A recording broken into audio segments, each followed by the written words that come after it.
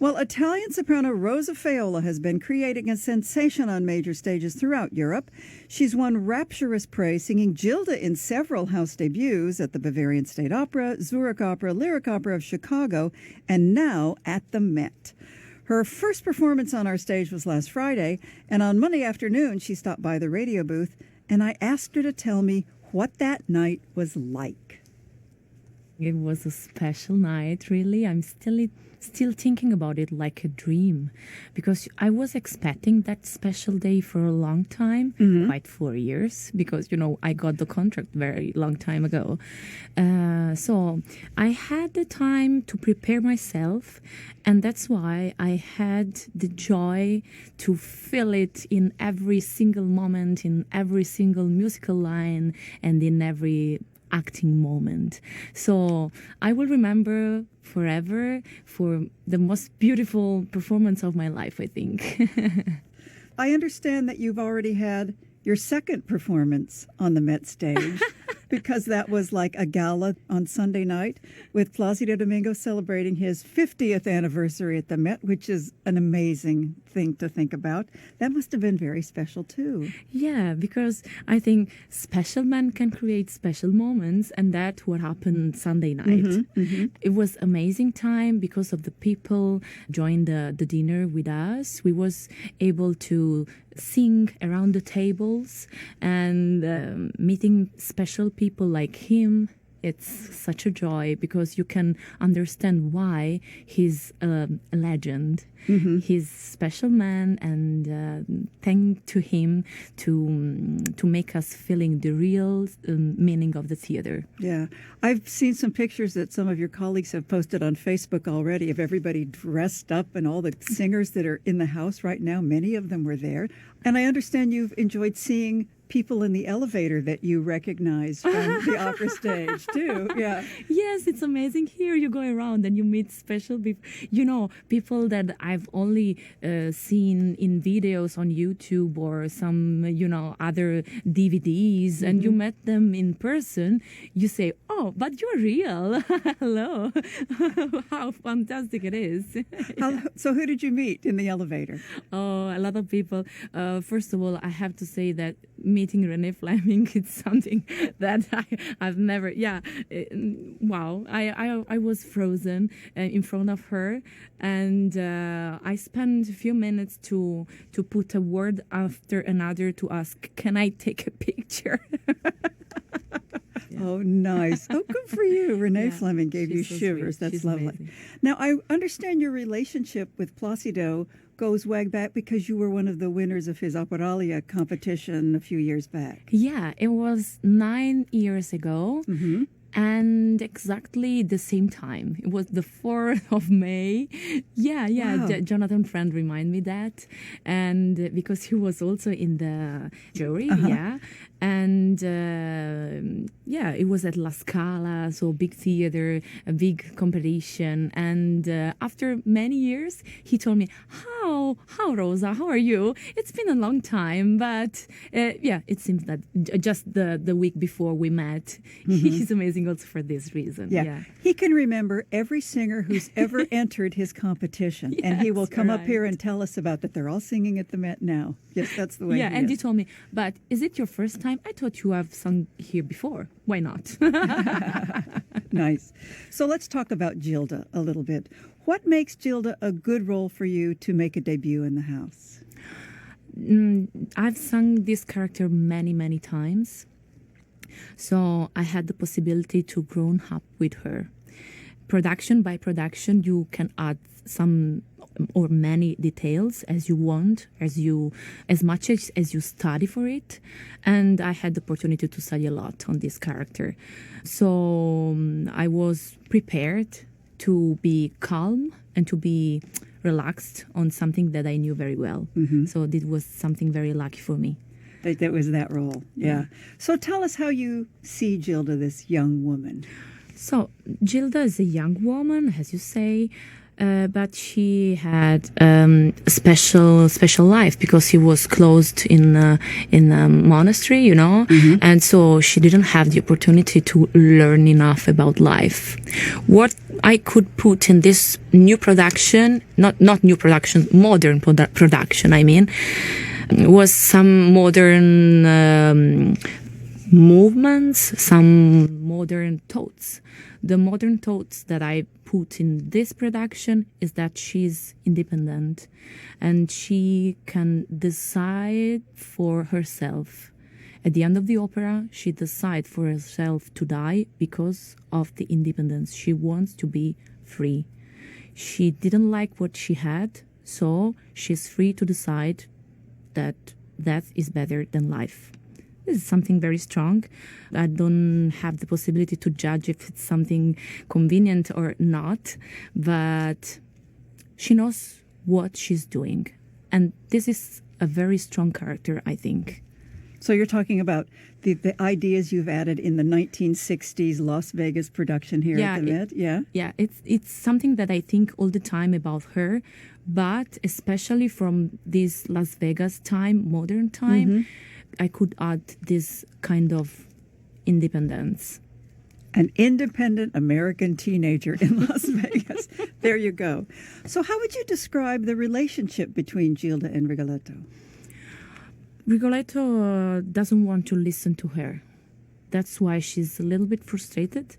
And she tries many times to speak to him, introducing many issues, topics. So, first of all, why don't you speak about yourself? No, this doesn't work. Okay. Why don't you speak about my mother? Okay, this doesn't work. And why don't you come with me to solve this problem at the end of the opera? Because she tells him, please, come with me. Don't do this horrible things tonight. But he said not. So they have not the opportunity to speak to each other. And that's why there's a big problem at the end. And she's alone. Mm-hmm. Now, let's talk a little bit about Caro Nome, because it's such a magical moment for the audience. We all wait for that one. What do you try to bring out in your big aria there when we first meet you? I try to bring the real love. I have the possibility I have the lucky to be in love, and giving this true feeling to the audience is something that makes me very happy, because I think that love is the most important feeling that we can have, the real one, I think. I mean, not the fake ones, or the real one. Yeah. And after singing with Matthew, the duet, with the Duke, it's very easy for me to be in the part, because he's a wonderful actor. And I can feel free to be a teenager in love. Matthew Polenzani. Yeah, Matthew Polenzani. Yeah, I speak about him. And I try to sing with passion and to sing with the dream of the love of my life in my mind. And sometimes instead of thinking about Gualtier Maldè, I can think about the name of my husband. Why not? Makes him very happy to hear that too, I'm sure. You know, in Act 2, after her then traumatic encounter with the Duke, Gilda has another duet with her father. So how is she changed by this time in the opera? What's changed in this scene? This is the last possibility for her to make the father understand that she's right and he's wrong.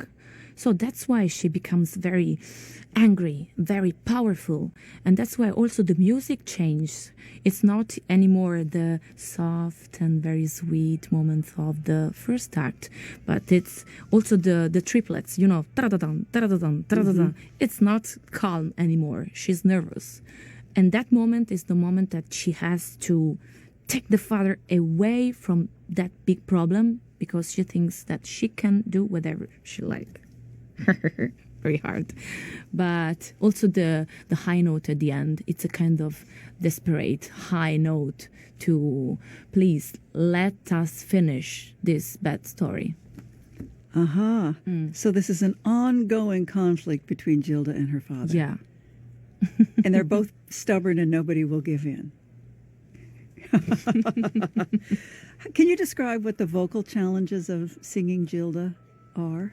Oh, singing Gilda is something very, it's a big satisfaction, because I can use all my qualities, and I can feel a lot of feelings. The beginning of the opera is very soft, is very high also. I have to be careful to arrive very clean and very pure at the end of the aria because of the cadenza that every soprano is very afraid to sing, Yeah. So this is difficult to balance between the duets and the aria. And it's very warm moment, the second act, the aria, tutte le feste al tempio, and it's the first ottava is the part that I like more to sing because I love the dark sounds and to show feelings through that low notes. And it's interesting for me also the tempest because the orchestra is very, very loud, and it has to be like there because the tempest is something that has to make you trembling, Right. be afraid of something very terrible. And making music with the orchestra in that moment, it's something that makes me very powerful because it's a moment I can give all my voice without pushing it because, Metropolitan Opera is a place that every singer loves to sing in because of the perfect acoustic you can find there.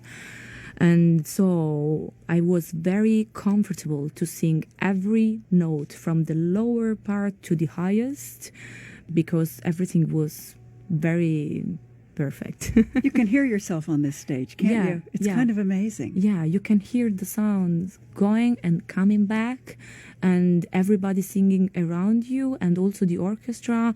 And even if the maestro tells you something in very... you can hear that. Wow, amazing. Yeah. So you sing also a lot of Donizetti, Bellini, and Mozart. And when you were saying it has to be very clean, I'm thinking, she's thinking like Mozart singers do too. Yeah. So what makes Gilda a good combination with those kinds of different roles that you sing? Wow, I can find that the purity of the line that we're speaking about, it's a common character in between these composers. Because when you can sing a line, a phrase, and not note by note or word by word, it becomes difficult but very interesting for who is singing and who is taking your phrase. And I'm Italian, so for me singing in Italian is more easy. Okay, this is something that I didn't try. It's something that it came to me. But singing the phrase from the beginning until the end of the idea, it's something that makes these composers equal for me. Nice. So I have a few little getting to know you questions for you now. So tell us a little bit about yourself. I understand that you have other musicians in your family. Yes, we have a big family and quite everybody can play an instrument. Oh, how fun. Yes, yeah. I come from south of Italy and music for us is very important. You can hear people singing or playing an instrument in every street and at every corner because also we like to speak to other people in a very melodramatic way, and so that's why we have this in our culture, in our background. And what I can join of my family is that every night we are together. We can have some music together. My brother can play violin, my other brother can sing, my husband is a singer too, so we meet everybody all together and we have wonderful jam sessions. Nice. Now you say you're from the south of Italy? From where? I'm from a little village in Caserta, near Naples. Near Naples. Oh, yes. Beautiful, sunny, warm weather down there. You're right. Oh, lovely. So you studied singing in high school, and then how did you get involved in opera? I started singing in the church because, we like a lot of people. And who was there listening to me thought that I had to study. And I started study when I was 16 privately because we don't have a conservatory. I'm very sad about this. In Caserta, I mean. The nearest one is in Naples. So I started studying, and then I have to say that my husband introduced me to Renata Scotto world. He told me that I had to study with Renata Scotto in Rome because I was ready to meet her, and I was frozen because she was my idol. So okay, if this is possible, let's do an audition. So I did the audition, and I started Accademia di Santa Cecilia with Renata Scotto quite 10 years ago. Yeah.